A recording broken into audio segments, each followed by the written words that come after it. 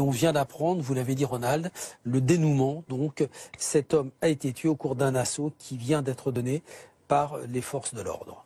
Voilà, on va tout de suite retourner sur place, évidemment, priorité au direct. Jean-Wilfried Forquès, vous êtes sur place à Trèbes, tout près de ce supermarché où l'assaut vient donc d'être donné, Jean-Wilfried. Oui, ce qui justifie le balai d'hélicoptères que nous avons vu avec Maxime Meunier qui m'accompagne ici sur place à Trèbes.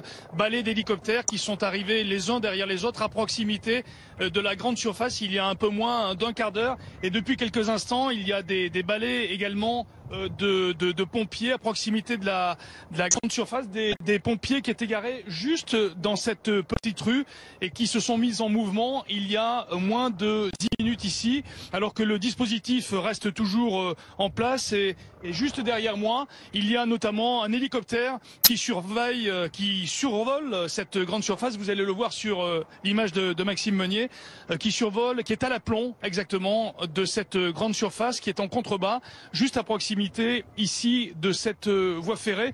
Il y a des mouvements depuis quelques minutes maintenant à proximité effectivement de cette grande surface, le Super U de Trèbes ici, cette petite commune audoise de 5000 habitants.